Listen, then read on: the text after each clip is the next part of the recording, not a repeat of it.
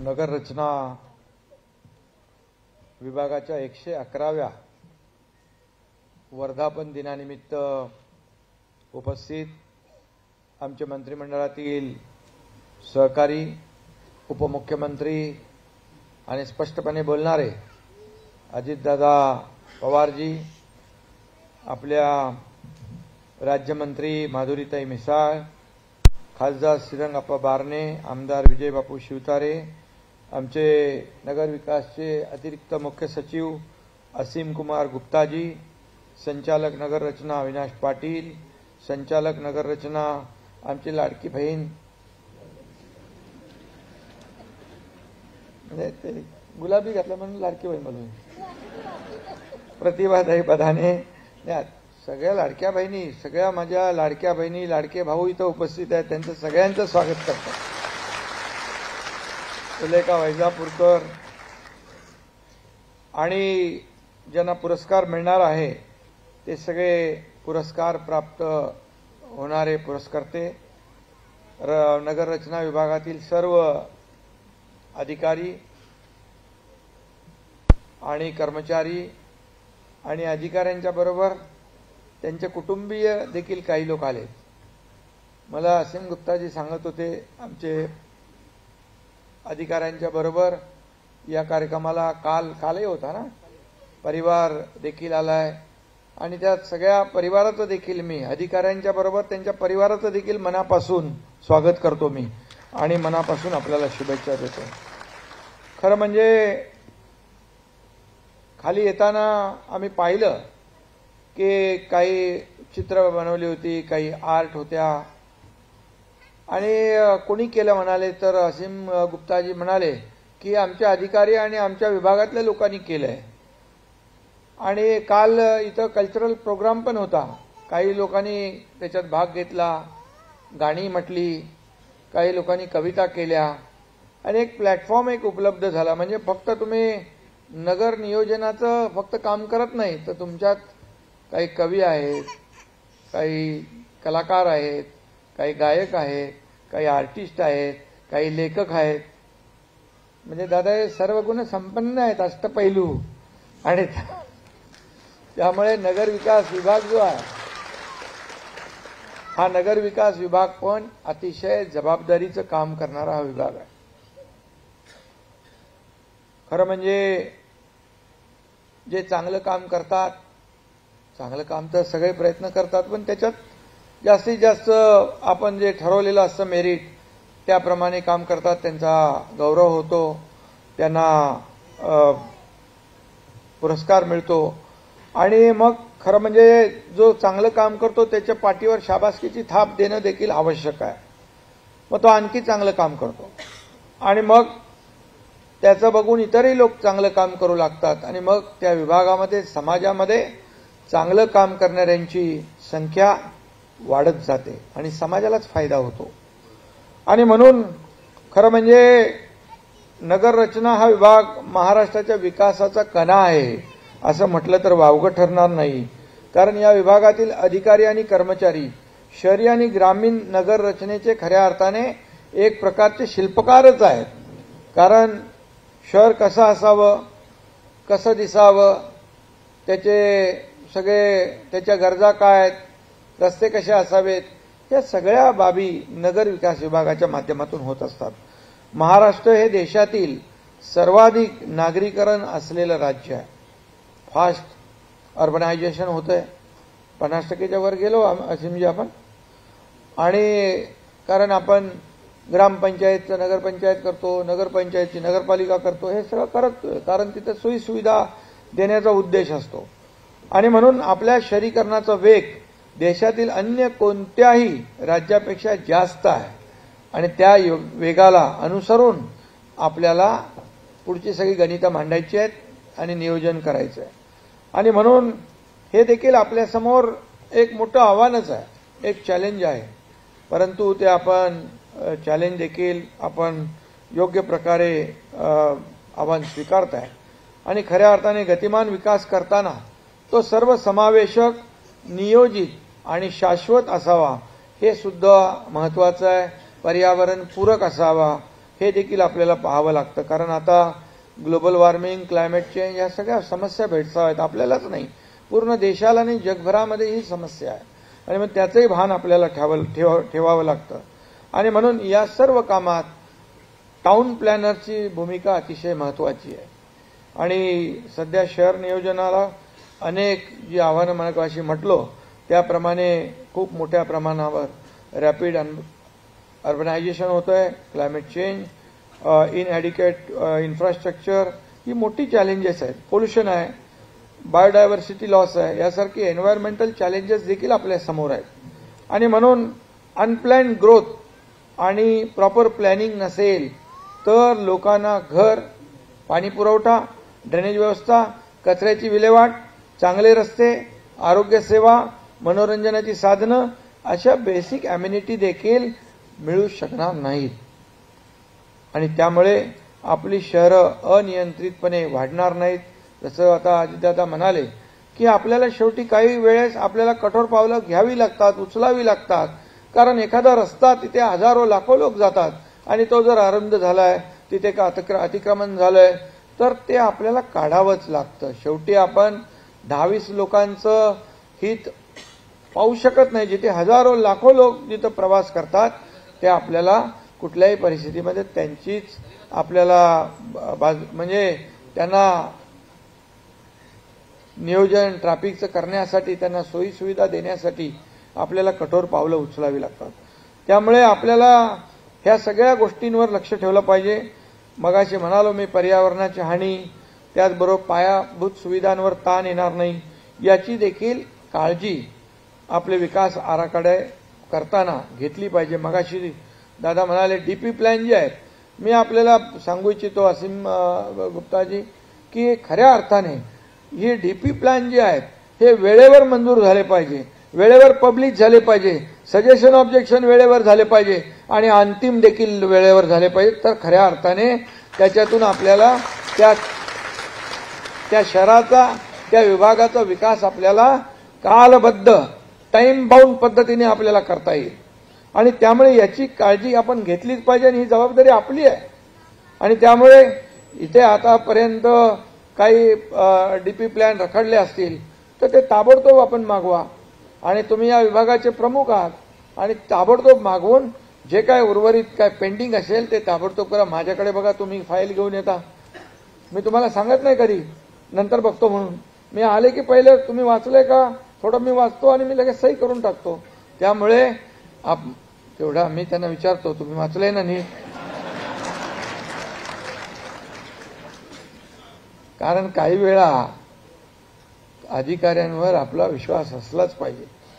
कारण शेवटी आपण काम करत असताना शेवटी आम्ही किती निर्णय घेतले. मी मुख्यमंत्री असताना देवेंद्रजी उपमुख्यमंत्री, अजितदादा उपमुख्यमंत्री, आम्ही टीम म्हणून काम केलं, टीम बनून काम केलं आणि एवढे निर्णय आम्ही घेतले आतापर्यंत इतिहासात कधी निर्णय झाले नाही. एवढे बंद पडलेले प्रकल्प तुम्हाला माहित आहेत, मुंबई असेल, महाराष्ट्र, पुणे, नाशिक, नागपूर सगळीकडचे आपण प्रकल्प पुढे नेले. ज्याला स्टे होता, अडथळे होते, स्पीड ब्रेकर टाकले होते, ते सगळे उखडून टाकले आम्ही आणि आम्ही पुढे तो प्रकल्प नेले. हे आपण साक्षीदार आहात. अनेक योजना केल्या, आपण योजना केल्या, शासन आपल्या दारी, लाडकी बहीण, लाडका भाऊ सगळं केलं. पण शेवटी आम्ही किती काही योजना केल्या, आम्ही निर्णय घेतले, तरी सुद्धा लोकांपर्यंत पोहोचवण्याचं काम अधिकारी करत असतात.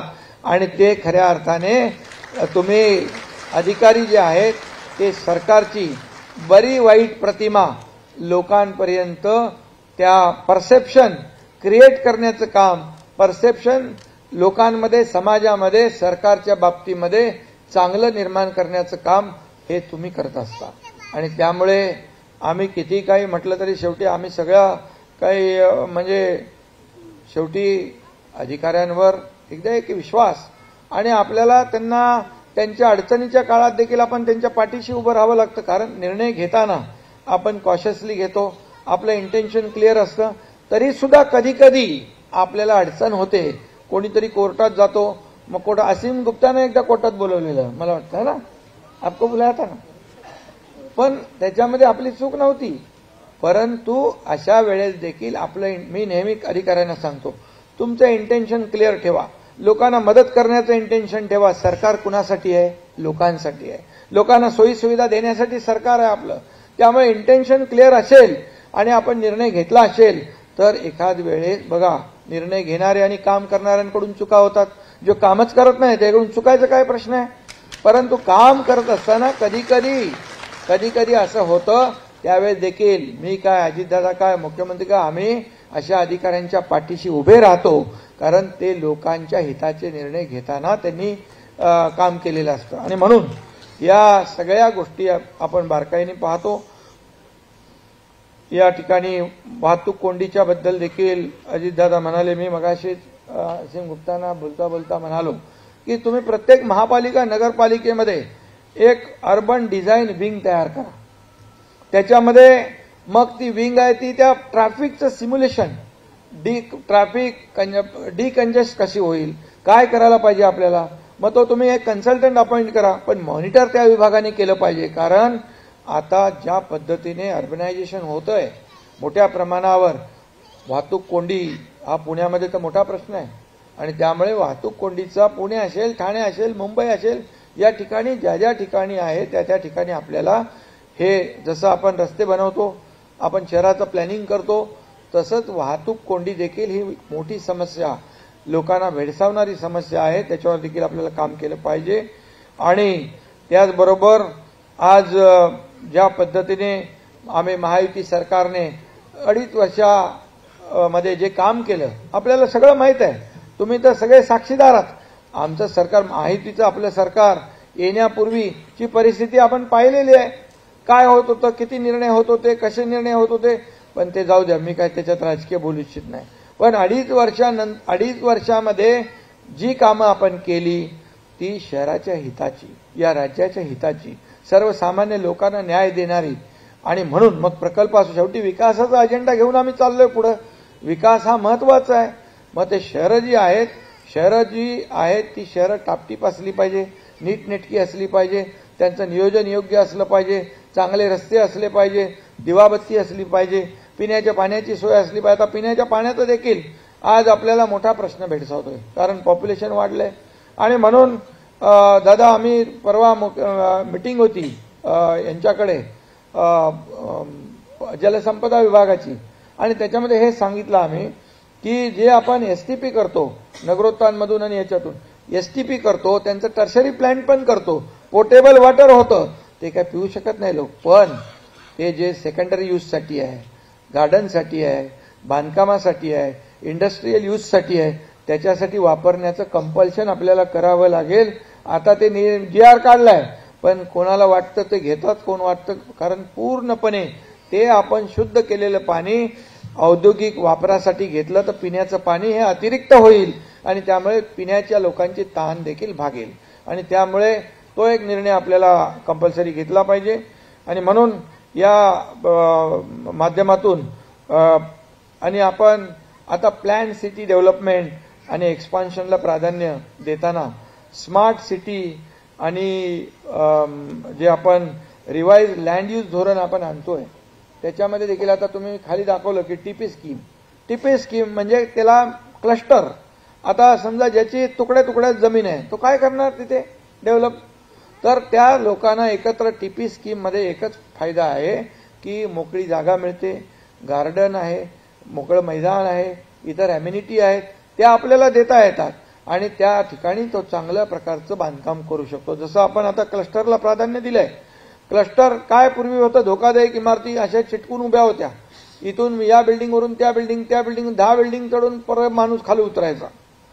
आणि अशा प्रकारच्या अवस्थेमध्ये क्लस्टर डेव्हलपमेंटचा निर्णय आपण घेतला. मी तेव्हा मंत्री होतो, आमदार होतो, तेव्हापासून दादा त्या क्लस्टरच्या मागे लागलो. आणि आता क्लस्टरमध्ये सगळ्या त्रुटी आपण दूर केल्या आणि आता क्लस्टर डेव्हलपमेंटच्या माध्यमातून ठाण्यामध्ये आणि मुंबईमध्ये क्लस्टर डेव्हलपमेंट सुरू झाली. याचा एकत्रित समूह विकास. याचं कारण, एखादी बिल्डिंग उभी राहिली, स्टँड अलोन उभी राहिली, त्याला काय मिळणार आहे? आजूबाजूला काही नाही, जागा नाही, काय नाही, गार्डन नाही, काय नाही. आता क्लस्टर मी काल 4-5 क्लस्टर बघितले मुंबईमध्ये. तर 60,000 square foot, 70,000 square feet, 1,00,000 square feet असे जे क्लस्टर आहेत त्या ठिकाणी अम्युनिटी आपण त्यांना देऊ शकतो.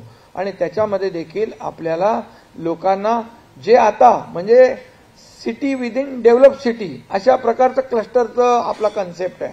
आणि त्याच्यामध्ये पण आम्ही ठाण्यामध्ये ठाणे कॉर्पोरेशन आणि सिडको हे मिळून करतायत. मुंबईमध्ये SRA, म्हाडा आणि MMRDA असं आपण घेतलेलं आहे. आणि त्यामुळे MMRDA, सिडको, म्हाडा, MIDC, मुंबईमध्ये BMC, आता इकडं पुणे महापालिका आहे, पिंपरी चिंचवड महापालिका आहे, त्यांनी देखील त्याच्यामध्ये यावं. आणि PMRDA आहे. या सगळ्यांनी एकत्रित येऊन मग बाबा किती क्लस्टर कोणी घ्यायचे या संदर्भात काही ठिकाणी SRA झोपडपट्ट्या पुनर्विकास प्रकल्प रखडले, डेव्हलपर पळून गेले, सोडून गेले, धोकादायक इमारतीचं क्लस्टर सोडून गेले. आणि आता म्हणून आपल्याला आपण सरकारी एजन्सी देखील घेतल्यात आणि त्याचं कामही चालू झालं. मुंबईत तर सुरू झालं. त्यामुळे तसं दादा पुण्यामध्ये देखील तुमच्या तो प्रयोग तुम्ही करू शकता. याच्यामध्ये एकदम सुनियोजित आणि नियोजनबद्ध विकास क्लस्टरच्या माध्यमातून आपण करू शकतो. कारण 1-2 बिल्डिंग आपण उभ्या केल्या, ते रिडेव्हलप केल्या तर त्यांना मोकळी जागा भेटणार नाही, त्यांना ओपन स्पेस मिळणार नाही, त्यांना गार्डन सारखे अम्युनिटी मिळणार नाही. मग ह्या क्लस्टरमध्ये हे पूर्णपणे प्लॅनिंगने ते सर्व क्लस्टर तयार होतं. आणि त्यामुळे तिथल्या रहिवाशांच्या आजचा घराची किंमत 10 रुपये 10 लाख असेल तर नक्की त्याची दुप्पट झाल्याशिवाय राहणार नाही. हा देखील फायदा त्या ग्राहकाला मिळतो. आणि म्हणून या सगळ्या गोष्टी ज्या आहेत त्याचबरोबर सर्वांसाठी घरं याला आपण प्राधान्य देतोय.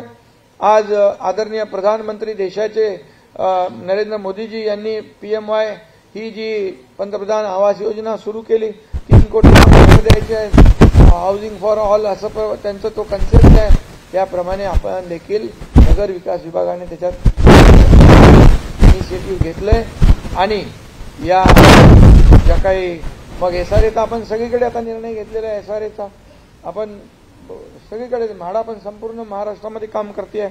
आणि म्हणून रखडलेले प्रकल्प मार्गी लावणं याला देखील आपल्याला प्राथमिकता द्यायची आहे. आणि मी आपल्याला सांगतो नेहमी युनिफाईड DCPR जेव्हा आपण केला तेव्हा मी अधिकारी, आपले सेक्रेटरी, संबंधित अधिकारी, त्याचबरोबर जे MCHI, क्रीडाई कोण होते त्यांनाही बोलवलं. त्यावेळेस बोले तुमच्या काय सूचना आहेत ते द्या, नाही तर आम्ही निर्णय घेऊन मोकळे होऊ. आणि त्याचा फायदा जर ग्राहकांना नाही झाला तर फक्त कागदावर जर स्कीम राहिली तर त्याचा उपयोग नाही. आणि म्हणून युनिफाईड DCPRच्या माध्यमातून देखील खूप मोठ्या प्रमाणावर आपण त्याच्यामध्ये सवलती दिल्या, रूल्स चेंज केले, त्याच्यामध्ये लोकांना फायदा होईल अशा प्रकारचं आपण काम केलेलं आहे. आणि म्हणून त्यामुळे देखील जे काही लिमिटेशन होतं ते आपण ओपन करून टाकलं. पहिले ते डेव्हलपर पण इंच जागा लढवायचे, कुठलं कबर्ड लावायचं, फ्लॉवर बेड लावायचे, काय मोजायचे, बरोबर ना. आता आपण P लाईन धरून दिली त्यांना, बोले काय तुम्हाला तिथे बांधायचं तसं बांधा. कारण आपण त्याच्या ग्राहकांना फायदा होण्यासाठीच केलं ते. आणि म्हणून जो एंड युजर आहे, जो आपला ग्राहक आहे त्याला फायदा झाला पाहिजे. आणि म्हणून त्या पद्धतीने आपण ते केलं. आणि त्या जेणेकरून त्याच्यामधून परवडणारी घरं निर्माण होतील, सर्वसामान्य लोकांना घरांचं स्वप्न पूर्ण होईल. आणि म्हणून त्या युनिफाईड DCPR मध्ये देखील आपण फार सवलती दिल्या, सुटसुटीत निर्णय घेतले. त्यावेळेस खूप लोक काय पण त्या युनिफाईड DCPRला मला एक समाधान आणि आनंद आहे की मोठमोठ्या वर्तमानपत्रांनी हेडलाईन केली की युनिफाईड DCPRचं कौतुक केलं त्यावेळेस. आणि तुम्ही केलेल्या कामामुळे, तुम्ही सर्व लोकांनी केलेल्या कामामुळे मोठ्या वर्तमानपत्रांनी देखील त्याचं कौतुक केलेलं आहे. आणि म्हणून आपली जी काही अंमलबजावणी आता ऑनलाईनच्या माध्यमातून आपण करतोय BPMS मधून, ते देखील त्याला सुरुवात केली आहे. विकास नियंत्रण नियमावलीच्या माध्यमातून राज्याचं जे गृहनिर्माण तसं पर्यटन धोरण जे आहे त्याला देखील आपण जिथे कुठे आपल्याला वाटतंय की युडीने आपल्याला तिथं हस्तक्षेप केला पाहिजे, तिथे काही अटी शिथिल केल्या पाहिजे, बिलकुल आपण करा. शेवटी आपण लोकांना सेवा देणारे आहोत, लोकांना सुविधा देणारे आहोत. आणि त्यामुळे तंत्रज्ञान आधारित उपायांमध्ये आपण आता AI आलेला आहे. त्यामध्ये GIS आधारित नगर नियोजन, स्मार्ट मोबिलिटी उपक्रम, नगर नियोजन मान्यता प्रक्रियेत ई गव्हर्नन्स लागू आपण करतो. त्याचबरोबर नगर रचना विभागाचं जे सक्सेस आहे ते सगळ्या कलेक्टिव्ह एफर्ट्सवर डिपेंड आहे आणि म्हणून ते आपण केलं पाहिजे. आणि म्हणून शासन, नगर रचनाकार, खाजगी क्षेत्र, लोकसहभाग या सगळ्यातून आपली शहरं आणि गावं राहण्याजोगी योग्य सुविधा देऊन आपण त्याचं नियोजन केलं पाहिजे. आणि म्हणून या ठिकाणी वाढती लोकसंख्या लक्षात घेऊन आपल्याला हे केलं पाहिजे. मगाशी मी असीम गुप्ताजींना म्हणालो की आता बघा, आता मुंबई असेल, पुणे असेल, आयकॉनिक इमारती आता धोकादायक झाल्या, त्या आता आपल्याला नामशेष झालेल्या आहेत. मी तर मुंबईमध्ये सांगितलं की साऊथ मुंबईमध्ये ज्या ब्रिटिशकालीन झालेल्या इमारती बघा आणि त्याच्या बाजूला आपले लोक बिल्डिंग बांधतात, एक चौकोन असा उभा करतात. तर मी त्यांना सांगितलं, तुम्ही जेव्हा गगराणी होते मी त्यांना सांगितलं आयकॉनिक इमारती 5 इमारती बांधल्या तर एक आयकॉनिक बांधा. क्राऊन पॉलिसी आपली मुंबई बीएमसीची होती आणि त्यांना तुम्ही ते बांधत का नाही, त्याच्यात खर्च जास्त येतो, म्हणून तुम्ही त्यांना इन्सेंटिव्ह द्या, त्यांना एक जे काही इन्सेंटिव्ह एफएसआय पाहिजे तो द्या. परंतु शेवटी मग मुंबई, पुणे असेल, ठाणे असेल अशा ठिकाणी काही डेव्हलपर अशा इमारती आजही बांधतात. परंतु तुम्ही त्यांना जर या पॉलिसीमध्ये इन्सेंटिव्ह दिलं तर तुम्हाला सांगतो खूप डेव्हलपर आपल्या पुढे येतील आणि वेगवेगळ्या शहरामध्ये त्यांची त्या आयकॉनिक इमारतींमुळे त्या शहरांची ओळख देखील निर्माण होऊ शकते. आणि म्हणून आपण त्या ठिकाणी देखील काम करतोय. आणि म्हणून आज आपलं जे 111 वर्ष झाले आहेत यामध्ये, आज तुमचं UD1चं आहे, UD2 आणि UD1. आणि अजितदादा मगाशी म्हणाले की एकनाथ शिंदे तुमच्या उपमुख्यमंत्री, आपले नगर विकास मंत्री तर आहेतच आणि ताई पण आहेत, पण अजितदादा शेवटी काय माहितीये का, UD1 आणि UD2 हे सगळे एवढं आपण ग्रामपंचायती, नगरपंचायती केल्या, शहरीकरण एवढं मोठं झालंय, सुविधा पाहिजेत. त्यामुळे तुमच्याकडे ते तिजोरीची चावी आहे ना.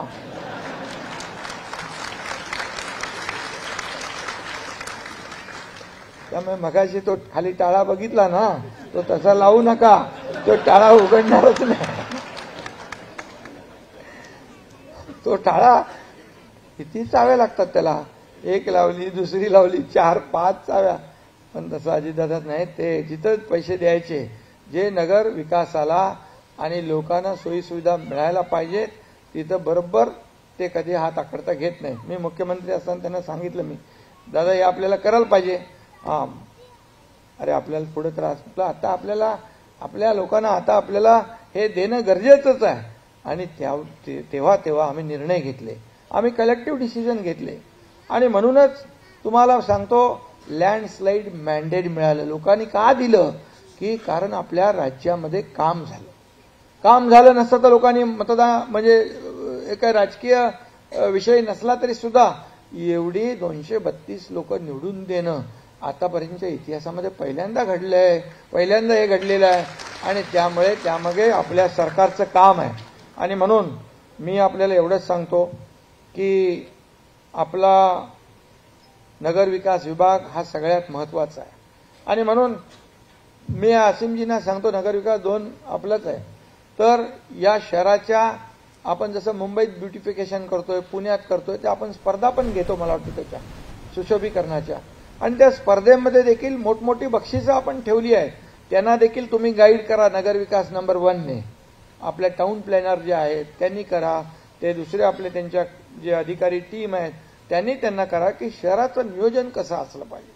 शहराचं आता पूर्वी, आता आपण काही प्रमुख शहरामध्ये जातो चांगलं दिसतं, परंतु काही छोटी शहरं आहेत, त्या छोट्या शहरांमध्ये निधी अभावी त्यांना अडचण होते. म्हणून काही प्रमाणामध्ये जसं तुम्ही एक प्रेझेंटेशन तयार केलंय की प्रत्येक अशा शहरामध्ये छोटा असू दे मोठा असू दे, प्रमुख 2-4 रस्ते, गार्डन, खेळाचं मैदान आणि काही सुशोभीकरण या सगळ्या गोष्टी जर केल्या तर संपूर्ण महाराष्ट्रामध्ये नगर विकास विभागाने हे प्लॅनिंग केलं, एक आणखी मानाचा तुरा तुमच्या कामामध्ये खोला जाईल.